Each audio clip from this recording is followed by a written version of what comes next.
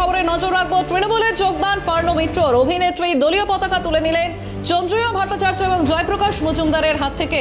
2019 সালে বিজেপিতে যোগদান করেন অভিনেত্রী এবং 2021-এ বিজেপির প্রতীকে বরানগর বিধানসভা থেকে প্রতিদ্বন্দ্বিতাও করেন তিনি। এবার তৃণমূলে যোগদান অভিনেত্রী পার্নো মিত্রর।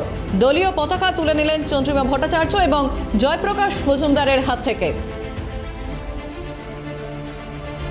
তৃণমূলে যোগদান অভিনেত্রীর দলীয় পতাকা তুলে নিলেন পার্নো মিত্র।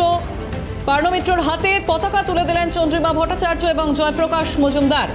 2019-এ বিজেপিতে যোগদান করেন অভিনেত্রী এবং 21-এ বিজেপিরই প্রতীকে বরানগর বিধানসভা থেকে প্রতিদ্বন্দ্বিতা করেন পার্নো মিত্র। এবার তৃণমূলে যোগদান পার্নোর।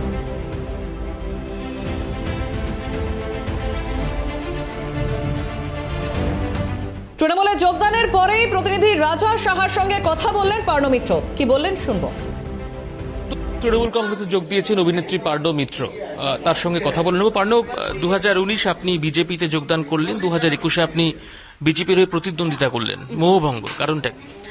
আমি আগেও বলেছি যে দিদি যেভাবে কাজ করছেন, আমাদের মাননীয় মুখ্যমন্ত্রী মমতা বন্দ্যোপাধ্যায় যেভাবে বাংলাকে এগিয়ে নিয়ে যাচ্ছেন, বাংলার মানুষের জন্য কাজ করছেন, আমি ওনার সাথে কাজ করতে চাই, সেই জন্য। পার্নো, আপনি মহিলা, আপনি অভিনেত্রী, আরজিকর কাণ্ড দেখেছেন, আপনি সুরক্ষিত এই শহরে আপনার মনে হয়? হ্যাঁ, আমি তো দেখুন, একটা রাজ্যে থাকতে গেলে there will be some mishaps. We all condemn it, but সেটার তো বিচার হয়েছে। সো সুরক্ষিত সারা মানে ভারতবর্ষের যে রিপোর্ট, তাতে এই শহর সুরক্ষিত।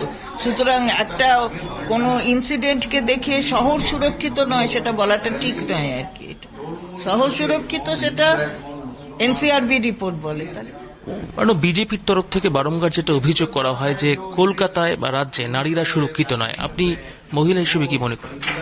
আমি মনে করি কলকাতা থেকে আমি সব থেকে বেশি সুরক্ষিত, মানে I always felt very safe. Bangla সবসময় নাম্বার 1 অ্যাজ পার স্ট্যাটিস্টিক্স বলতে পারেন when it comes to security of women. মানে আমি বিভিন্ন শহরে থেকেছি, তো সেই ক্ষেত্রে আমার মনে হয় বাংলা তো সেই তুলনায় অনেক বেশি সিকিউর। নতুন দল, নতুন চ্যালেঞ্জ। হ্যাঁ, নতুন চ্যালেঞ্জ কিছুই না। মানুষের জন্য কাজ করতে চাইলে কোনোটাই চ্যালেঞ্জ নয়। অর্থাৎ মানুষের জন্য কাজ করতে চান পার্নো মিত্র, এবং কলকাতাতে তিনি একেবারে সুরক্ষিত রয়েছেন। সুরক্ষিত শহর কলকাতা বললেন পার্নো মিত্র। জাকির সঙ্গে রাজা সাহা, ক্যালকাটা নিউজ।